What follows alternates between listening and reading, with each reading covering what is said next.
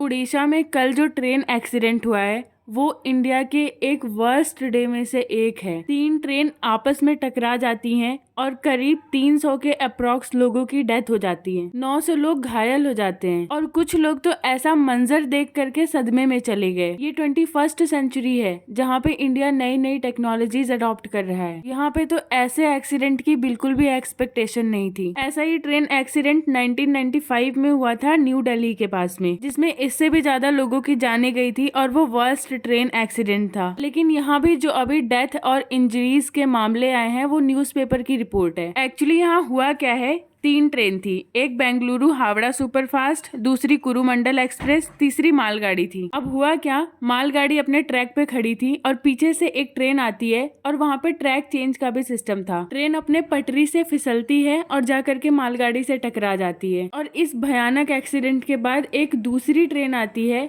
जो फिर उसी जगह पे जाकर के इन दोनों ट्रेनों से टकरा जाती है। शुक्र तो इस बात का है कि तीसरी मालगाड़ी थी, अगर वो ट्रेन होती तो ये आंकड़े और भी ज्यादा भयानक होते। कुछ टाइम पहले इंडियन रेलवे मिनिस्टर एक टेक्निक लेके आए थे, कवच सिस्टम, जिसमें अगर 2 ट्रेन कोई आमने सामने आ रही है तो उसका सेंसर उसको सेंस करके ट्रेन की स्पीड कम कर देगा और एक्सीडेंट होने से बचा लेगा। लेकिन इस एक्सीडेंट के बाद ये बातें उभर के आ रही हैं कि आखिर कवच सिस्टम का इम्प्लीमेंटेशन क्यों नहीं हुआ। इंडिया में रेलवे सिस्टम बहुत ही बड़ा है। अबाउट 1 करोड़ लोग डेली ट्रेन से ट्रेवल करते हैं और अप्रोक्स 14,000 ट्रेन डेली चलती हैं। प्राइम मिनिस्टर भी एक्सीडेंट स्पॉट पे गए और अलग अलग वर्ल्ड लीडर्स ने, जैसे Pakistan, China, USA, France, Japan, इन लोगों ने शोक संदेश भेजा। जो इंजर्ड लोग हैं उनको वहाँ पे मेडिकल कॉलेज में एडमिट किया गया। ये एक्सीडेंट कहीं ना कहीं इंडिया के इमेज पे क्वेश्चन मार्क लगाता है। जहां और कंट्रीज रेलवे में अलग अलग टेक्नोलॉजीज यूज कर रही हैं, वहां पे इंडिया में इतना भयानक हादसा आखिर कैसे हुआ। खैर, इसकी इन्वेस्टिगेशन चल रही है और इस एक्सीडेंट से